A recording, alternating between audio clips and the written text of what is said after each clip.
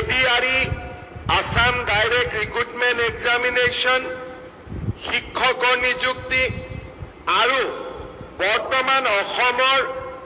প্ৰত্যেকখন জিলাতে চলি থকা আৰক্ষীৰ নিযুক্তিৰ প্ৰক্ৰিয়া আদিয়ে আমি দুটা প্ৰতিশ্ৰুতি দিছিলো যে 1 লাখ চৰকাৰী চাকৰি আমি নিয়োগ কৰিম আৰু দ্বিতীয়তে 2 লাখ যুৱক যুৱতীক আমি আত্মসংস্থাপনৰ পথ দেখুৱাম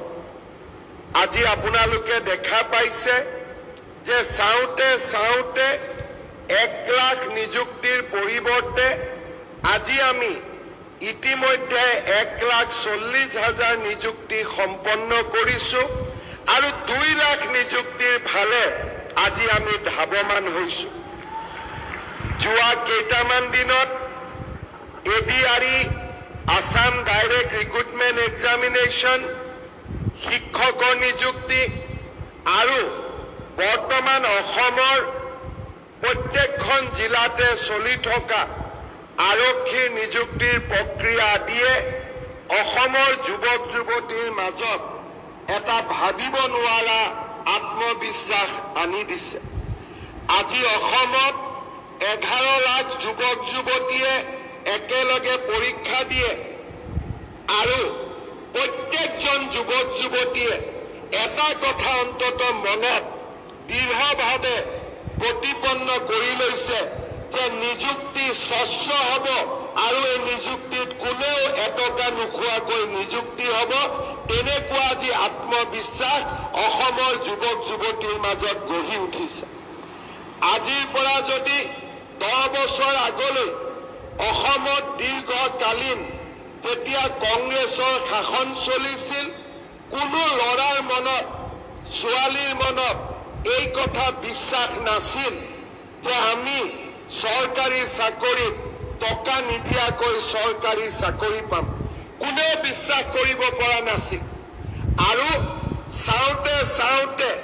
সৰু এটা চাকৰিৰ বাবে টকা দিয়া ঘোষ দিয়াৰ পৰিমাণ 1 কোটি টকালৈকে বৃদ্ধি পাইছিল কংগ্ৰেছৰ দিনত APSCত এনেকুৱা ব্যক্তিক অধ্যক্ষ কৰি দিয়া হৈছিল যে যাৰ জীৱনত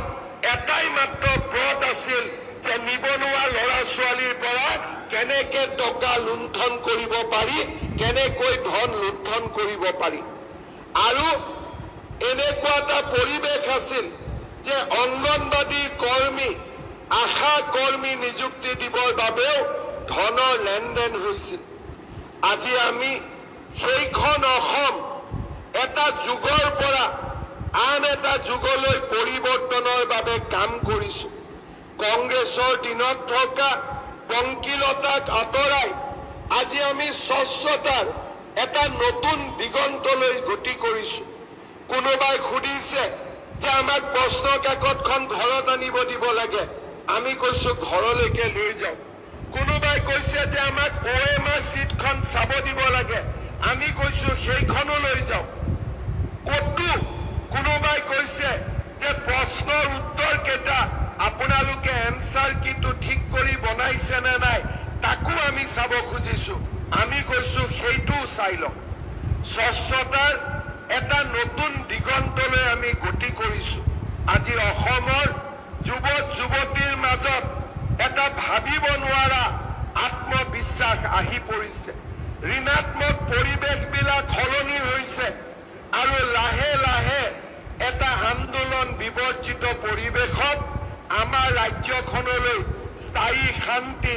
আৰু বিকাশৰ ধাৰা উভতি আহিছে মই 3 বছৰ আগতে এই খেলপথাৰত যেতিয়া স্বাধীনতা দিৱসৰ পতাকা উত্তোলন কৰিছিলো তেতিয়া মই ৰাইজক এটাই আহ্বান জনাইছিলো যে আমাক এটা আন্দোলন বিবৰ্জিত পৰিৱেশ দিয়ক আমি অসমত এক নতুন দিগন্তলৈ লৈ যাম আজি আপোনালোকে দেখিছে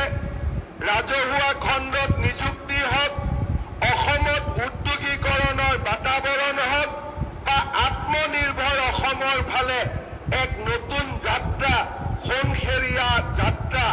আমি আটাইবিলাকতে আজি সফল হ'ব পাৰিছো মই নিজেও গম পোৱা নাছিলো আমি কিমান সফল হৈছো যোৱা পৰহি দিনাখন অসমৰ জাগিৰোডত সেমি কণ্ডাক্টৰ ইণ্ডাষ্ট্ৰি আমি আনিছিলো ময়ো গম পোৱা নাছিলো